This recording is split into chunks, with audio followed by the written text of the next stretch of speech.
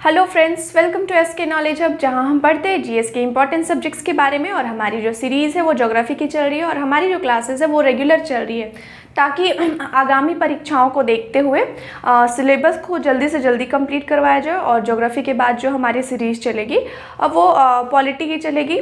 और पॉलिटी की स्पेशली जो यूपीएससी के लिए जो स्पेशली एक बुक आती है लक्ष्मीकांत, हम उनसे रिलेटेड नोट्स आपको प्रोवाइड कराएंगे और फिर चैप्टर वाइज उसको हम पढ़ाएंगे। तो उसके पहले जो हमारी ज्योग्राफी की सीरीज़ कोशिश है हमारी कि रोज़ रोज़ रेगुलर क्लासेस करवा के ख़त्म करवा दी जाए जल्दी से जल्दी, क्योंकि अभी रिसेंटली काफ़ी सारे एग्ज़ाम्स, काफ़ी सारी वैकेंसीज़ आएंगी। और एग्ज़ाम्स के प्रोस्पेक्टिव से देखा जाए तो एक सर्टेन टेन्योर में कंप्लीट करवाने की ज़रूरत होती है। तो हमने जो लास्ट क्लास की थी वो बहिर्जात बल यानी कि एक्सोजेनेटिक फोर्सेस से रिलेटेड है। और एक्सोजेनेटिक फोर्स क्या होता है यानी कि बहिर्जात बल क्या होता है, अपक्षय अपर्दन का सम्मिलित रूप ही क्या होता है, सम्मिलित रूप से जो स्ट्रक्चर्स बनते हैं, तो कौन कौन से स्थलाकृतियाँ यानी कि कौन कौन से स्ट्रक्चर बनते हैं, उन सब चीज़ों के बारे में। उसके बाद अपक्षय और अपर्दन कैसे होता है यानी कि वेदरिंग और इरोजन कैसे होता है, इन सब चीज़ों के बारे में हमने लास्ट की क्लास में पढ़ा था। और हमने ये भी पढ़ा था कि अपर्दन जो है किन किन चीज़ों का होता है और किन के द्वारा होता है। तो अपर्दन हमने देखा था कि नदियों के द्वारा हो गया, पवन के द्वारा हो गया, उसके बाद आपका ये हिमानी के द्वारा हुआ। तो ये सारी चीज़ों के द्वारा अपर्दन होता है, यानी कि जो पहले से स्थल है तो कोई भी चट्टान है तो उनमें नदियाँ बह के आई तो उन चट्टानों के शेप में परिवर्तन हो जाएगा, या फिर वहाँ से हवा प्रवाहित हो रही है तो हवा प्रवाहित हो रहा है तो उसके कण को उड़ा के लेके जाएगी, तो वहाँ पे एक अलग तरह की स्थलाकृति बन जाएगी। तो उन सब चीज़ों का नाम क्या है और उन सब चीज़ों के बारे में हम पढ़ेंगे। तो लास्ट के क्लास में हमने एक इंट्रोडक्शन क्लास लेते जिसमें सारी चीज़ें हमने समझाई थी और हमने कहा था कि पार्ट 2 या पार्ट 3 तक ये चैप्टर कंप्लीट हो जाएगा। तो हम सारी चीज़ों का जो अपर्दन है उनके फलस्वरूप स्थलाकृतियाँ जो पढ़ती है सारी चीज़ों को पढ़ने की ज़रूरत नहीं है, स्पेशली नदी और वायु के द्वारा और आपका जो ग्राउंड वाटर है, भूमिगत जल, तो उनके द्वारा किस किस चीज़ों का निर्माण होता है उनके बारे में हम पढ़ेंगे। तो आज जो है आज हम नदी के द्वारा किए गए अपर्दन के बारे में पढ़ेंगे और नदी द्वारा अब किए गए अपर्दन से कौन कौन से स्थलाकृतियाँ बनती हैं उनके बारे में पढ़ेंगे। तो हमने देखा था कि अपक्षय और अपर्दन क्या होता है। अपक्षय यानी कि वेदरिंग और अपर्दन यानी कि इरोजन। तो अपक्षय और अपर्दन के फलस्वरूप क्या क्या चीज़ें बनती हैं, तो उन सारी चीज़ों के बारे में हम पढ़ेंगे। अपक्षय का मतलब होता है कि आपका जो कोई भी चट्टान है वो अपने ही स्थान पर कमज़ोर होकर टूटती फूटती हैं तो उसे हम अपक्षय कहते हैं। वहीं अपर्दन जो है, अपर्दन कहलाती है कि अगर वो टूटे फूटे चट्टानों को हवा कहीं बहा के ले गई, जल कहीं कहीं बहा के ले गई तो वो अपर्दन हो जाता है। तो उसी प्रकार नदियों के द्वारा स्पेशली हम सबको अलग अलग डिवाइड करके पढ़ेंगे। तो आज हम देखते हैं कि नदी के अपर्दन के फलस्वरूप क्या क्या चीज़ें बनेंगी। सबसे पहले नदी से रिलेटेड एक वर्ड है नदी द्रोणी। तो नदी द्रोणी क्या होता है, तो नदियाँ अपनी सहायक नदी के साथ अपने साथ जल को प्रवाहित करती है, जल को लेके आगे बढ़ती है, उसे ही हम नदी द्रोणी कहते हैं या प्रवाह क्षेत्र बोलते हैं। और अब दो नदी द्रोणियों को अलग करने वाली जो रेखा है उसे हम क्या कहते हैं, जल विभाजक रेखा, या कोई भी ऊंचा उठा हुआ चट्टान या फिर पर्वत, तो वो क्या करती है, दो नदी द्रोणियों को अलग करती है, तो उसे ही हम क्या कहते हैं, जल विभाजक कहते हैं। उसके अलावा अगर देखा जाए नदियाँ अपर्दन करती हैं तो अपर्दन करने का प्रक्रम भी उनका अलग अलग है। जब वो हम देखते हैं नदियाँ जब काफ़ी स्पीड में होती हैं, अब कोई भी चीज़ ज़्यादा स्पीड में होगी, जिसका वेग ज़्यादा होगा तो वो ज़्यादा प्रभावित करेगी चीज़ों को, तो और स्लो होगी तो कम प्रभावित करेगी। अगर हम देखते हैं कि गाड़ियाँ चल रही हैं वो किसी चीज़ से टकराती है, अगर स्पीड में होती है किसी चीज़ से टकराती तो उनको ज़्यादा तोड़ती फोड़ती है, ज़्यादा नुकसान करती है। इन कंपैरिजन अगर गाड़ियाँ स्लो चलती हैं, कम वेग में चलती हैं तो वो चीज़ों को कम नुकसान करती हैं, कम तोड़ती फोड़ती हैं। तो उसी तरह नदियों का भी स्टेज होता है वेग के अनुसार, उनके वेग में परिवर्तन। तो जब वो ज़्यादा स्पीड में होती हैं तो वो चट्टानों को ज़्यादा इफेक्ट करती हैं, चट्टानों को ज़्यादा तोड़ती है, ज़्यादा अपर्दन होता है। वहीं नदियाँ धीरे धीरे जब स्लो होती जाती हैं तो वो चट्टानों को कम इफेक्ट करती हैं। अब इसी बेसिस पे, इसी आधार पे उनको 3 स्टेज में बांटा गया है।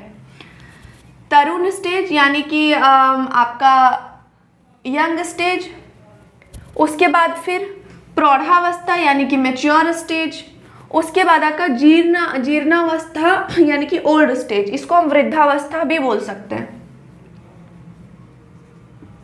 वृद्धावस्था। तो जब नदियाँ काफ़ी स्पीड में होती हैं तो चट्टानों को ज़्यादा प्रभावित करेंगी, ज़्यादा तोड़ेंगी।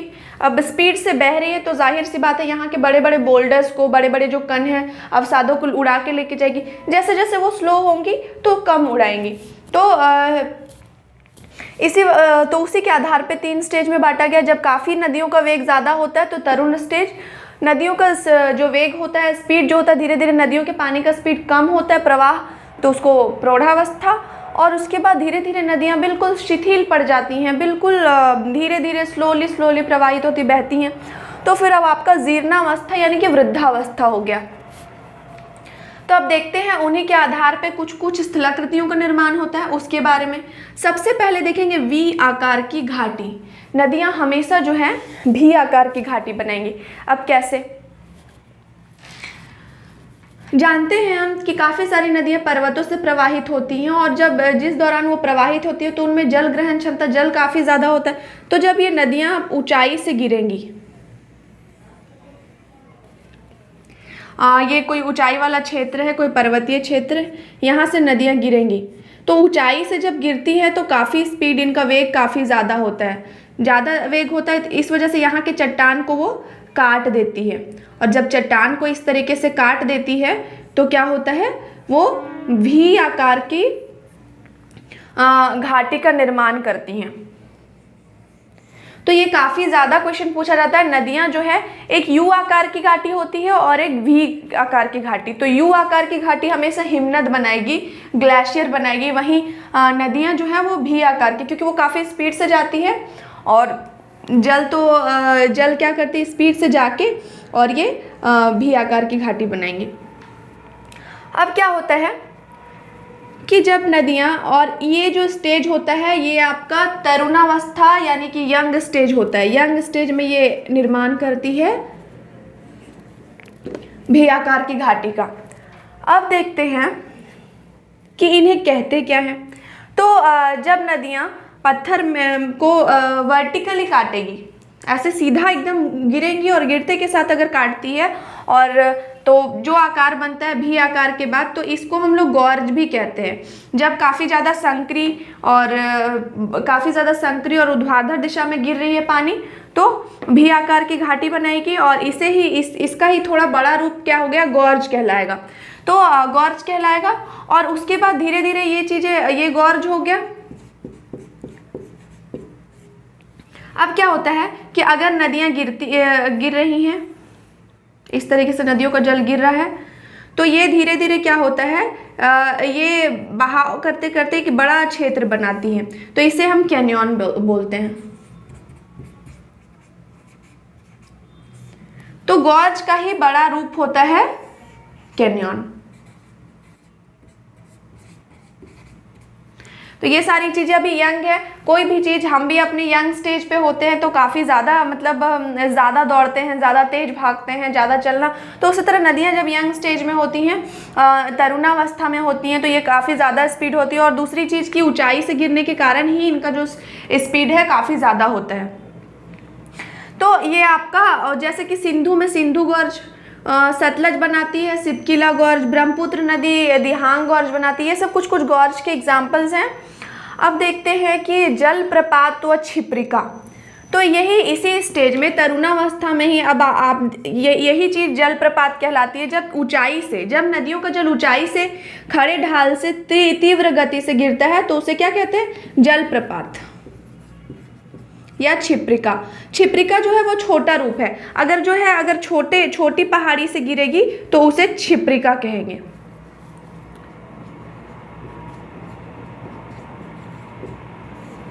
जलप्रपात, वाटरफॉल। तो आपका जैसे कर्नाटका का जोग या गरसोप्पा जलप्रपात है वो श्रावती नदी पे है। तो ये कुछ कुछ एग्जाम्पल, नर्मदा नदी पे जो आपका ये धुआंधार जलप्रपात है मध्य प्रदेश के जबलपुर में। तो ये सब कुछ कुछ एग्जाम्पल्स हैं जलप्रपात के। तो इस तरीके से अगर बड़ी पहाड़ी से गिरती है, बड़ी ऊंचाई ढाल से, स्पीड गति काफ़ी ज़्यादा वेग से, तो जलप्रपात कहलाती है। वहीं अगर छोटी पहाड़ी से गिरेगी तो क्षिप्रिका, जलप्रपात का ही छोटा रूप होता है क्षिप्रिका। अब देखते हैं जलोढ़ शंकु। अब धीरे धीरे नदियाँ ऊंचाई से गिर रही है। अब ऐसे करके धीरे धीरे नदियाँ इस तरीके से बहना शुरू होंगी। तो यहाँ क्या होता है, अब बीच में बड़े बड़े बोल्डर, बड़ी बड़ी चट्टानें आ गई। तो नदियाँ क्या करेंगी, अब क्योंकि अभी तो ऊंचाई से नहीं गिर रही है, अब धीरे धीरे क्या हुई कि थोड़े बहुत ढलान से गिरती हैं। तो यहाँ पे ना नदियों के जो परिवहन क्षमता, जो नदियाँ जो स्पीड जो होता है थोड़ा कम हो जाता है इसके कंपैरिजन में। तो स्पीड वेग उनका थोड़ा कम हो जाता है। तो क्या करती हैं, इनको काट के और फिर पार नहीं कर पाती हैं। तो क्या करती हैं, इन्हें वहीं पे छोड़ देती हैं और इस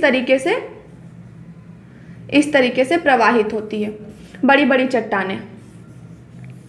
तो इस प्रकार से शंकु का शेप, फिर उसके बाद फिर वापस से यहाँ पे वो मिल जाती हैं, फिर इस तरीके से प्रवाहित होती हैं। तो ये आपका जलोढ़ शंकु यानी कि अलूवियल कोन कहलाएगा, जलोढ़ शंकु। तो ये आपका धीरे धीरे आ रही है मैच्योर स्टेज में, यानी कि प्रौढ़ावस्था में धीरे धीरे आ रही है, क्योंकि इसकी गति क्या हो रही है, कम होती जा रही है। इसे हम अलूवियल कोन भी बोलते हैं, अलूवियल कोन। ये आपका यंग स्टेज है।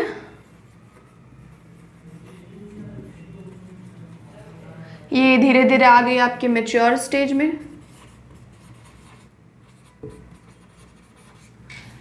अब क्या हुआ, नदी विसर्प। अब धीरे धीरे क्या होता है, अब यहाँ पे धीरे धीरे अगर वहाँ पे कहीं कहीं चट्टानें हैं, कुछ भी हैं, तो नदियों का मार्ग जो है इस तरीके से टेढ़ा मेढ़ा होते जाता है।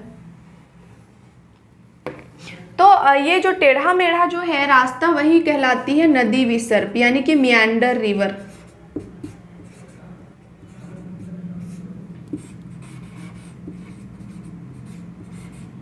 मियांडर। अब बीच बीच में चट्टानें हैं तो वो क्या करेंगी, वो टेढ़ा मेढ़ा ही जाएंगी। वो इतनी कैपेसिटी नहीं रहती है इसके वेग में, इसके स्पीड में इतनी ताकत नहीं रहती है वो बीच के चट्टानों को काट के पार हो। तो इसी वजह से ये टेढ़े मेढ़े रास्तों से होके गुजरती है, यानी कि प्रौढ़ावस्था में। अब धीरे धीरे ये मैच्योर स्टेज में ही है और धीरे धीरे यहाँ के कंपैरिजन में देखोगे आप तो धीरे धीरे इनकी स्पीड जो है, नदियों के प्रवाह होने की जो गति है, वेग है, वो धीरे धीरे कम होते जा रहा है, धीरे धीरे धीमा होते जा रहा है इस तरीके से। अब क्या होता है कि मान के चलिए ये नदियाँ अगर चल रही है, प्रवाहित हो रही है इस तरीके से,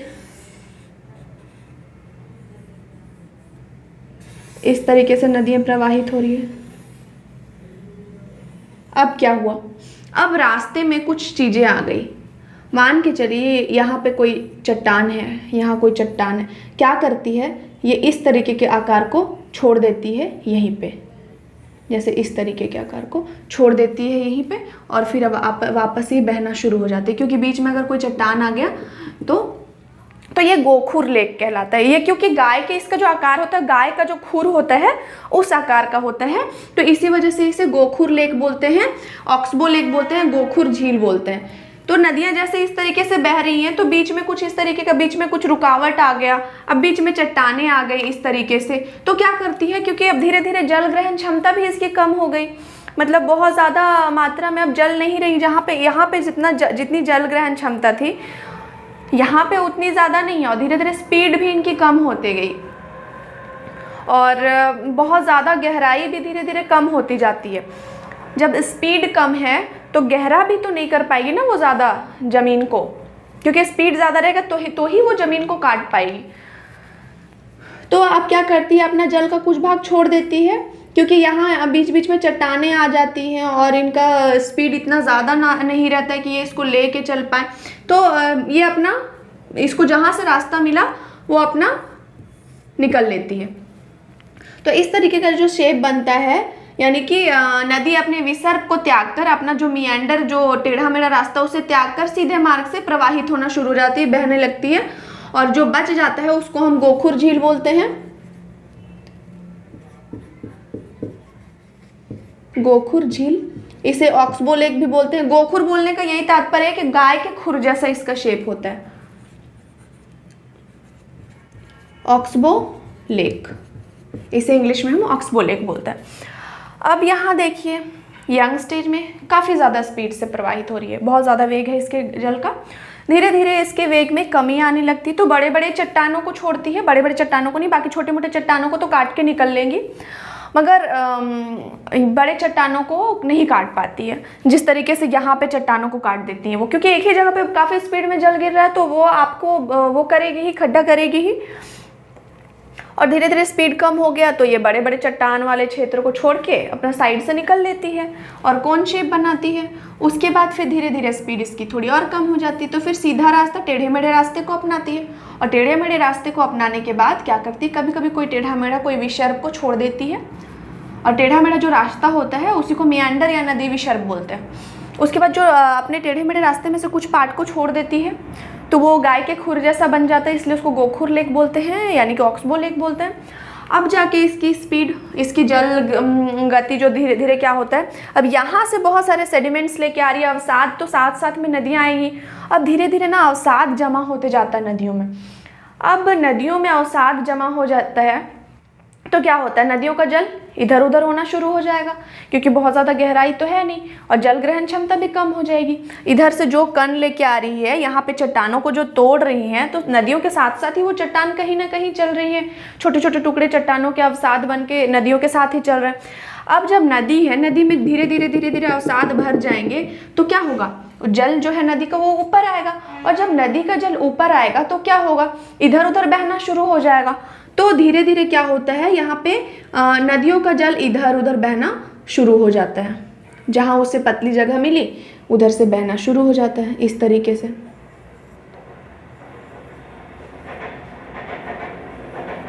बीच बीच में जमीन के भाग को छोड़ते गई, और धीरे धीरे बाढ़ के मैदान, यही इसी वाले स्टेज में क्या हो जाता है कि जब अवसाद नदियों में जमा हो जाने लगता है, नदियों में जल ग्रहण क्षमता कम हो जाती है, ऊपर से अगर बारिश की दिन आ गई तो क्या होगा, धीरे धीरे बारिश का पानी ओवरफ्लो करने लगता है, और धीरे धीरे बाढ़ के रूप में पानी क्या होता है, बाहर आना शुरू हो जाता है और आसपास के गाँवों को प्रभावित करता है। और बाढ़ के निर्माण, जब नदियों का जल इधर उधर बहना शुरू हो जाता है तो क्या होता है कि अपने आसपास पूरे नदियों का मतलब जो अवसाद है उसको जमा कर देता है और बाढ़ का मैदान भी बनाता है। तो बाढ़ का मैदान बनाता है, तो एक तरफ तो बाढ़ आई तो वो क्षेत्र प्रभावित हो गया, काफ़ी ज़्यादा वहाँ पे क्या हुई, क्षति हुई बाढ़ के कारण। लेकिन दूसरे जगह क्या होता है, दूसरे पॉइंट ऑफ व्यू से अगर हम देखें तो बाढ़ के द्वारा जो अवसाद लाई वो आपका अलूवियल सॉइल है, यानी कि जलोढ़ मृदा है। और जलोढ़ मृदा काफ़ी फर्टाइल होती है, अगर खेती की दृष्टि से देखा जाए, कृषि की दृष्टि से देखा जाए तो बहुत ज़्यादा उपजाऊ होती है, खेती बहुत ज़्यादा होती है, उपजाऊपन ज़्यादा हो जाता है, तो एक फ़ायदेमंद चीज़ भी है। और फिर जब धीरे धीरे स्पीड बिल्कुल ही कम होने लगा इसका, तो ये इस तरीके से क्या करती है, कहीं कहीं ज़मीनी भाग को छोड़ के इधर उधर बहना शुरू कर देती है। फिर यहाँ कुछ ज़मीन का कुछ भाग छोड़ दी, तो इस तरीके का जो निर्माण होता है, त्रिकोणाकार आकृति का ज़मीन को छोड़ देती है, इधर उधर से बहना शुरू हो जाती है, तो इसे ही हम डेल्टा कहते हैं। तो ये हमने देखा कि नदियों के द्वारा जो अपर्दन होता है उसके अलग अलग स्टेजेस को देखा, उससे कौन कौन, जलोढ़ शंकु, जलप्रपात, गौर, क्षिप्रिका, ये सब, गोखुर झील, तो ये सारी चीज़ें काफ़ी ज़्यादा पूछी जाती हैं आजकल। और अगर आप स्पेशली आजकल जनरल कंपटीशन में भी, ना कि आप सिविल सर्विसेज देख लो, इधर भी कोई भी कॉम्पिटिटिव एग्जाम है तो ये सारे क्वेश्चन अब पूछने लगे हैं। अब एडवांस्ड क्वेश्चन, आपके जो बेसिक क्वेश्चन नहीं पूछते हैं। अब ये सब सारी चीज़ें, पहले था कि ऑब्जेक्टिव आप याद कर लो और उसके बाद वो पूछ लिए जाएंगे, लेकिन अब ये सारे एडवांस क्वेश्चन पूछे जाते हैं। इस वजह से जो है इस चीज़ को पढ़ाने की, इतने डेप्थ में पढ़ाने की ज़रूरत पड़ी। और आशा है कि आपको ये चीज़ काफ़ी अच्छे से समझ में आया होगा। कल जो हम पढ़ाएंगे भूमिगत जल यानी कि ग्राउंड वाटर से मतलब कौन कौन से स्थलाकृतियों का निर्माण होता है, कास्ट प्रदेश के बारे में आपने सुना होगा, तो उन सारी चीज़ों के बारे में पढ़ाएंगे। फिर इसके 2 पार्ट्स और होंगे, 2 पार्ट में ये कंप्लीट हो जाएगा। उसके बाद एक नए चैप्टर को लेके आएंगे हम, और जल्दी ज्योग्राफी कंप्लीट कराने के बाद हमारी क्लासेस रोज़ हो रही है, रेगुलर क्लासेस हो रही है, और आप रोज़ हमारी क्लासेस को देखें ताकि आपको फ़ायदा हो। और इससे रिलेटेड कोई भी जानकारी, आपको ज्योग्राफी से रिलेटेड कोई पॉइंट छूट रहा है या फिर कुछ चीज़ों को और आपको बताना है, तो उसके बारे में आप कमेंट में ज़रूर लिखें। आज के लिए इतना ही, धन्यवाद।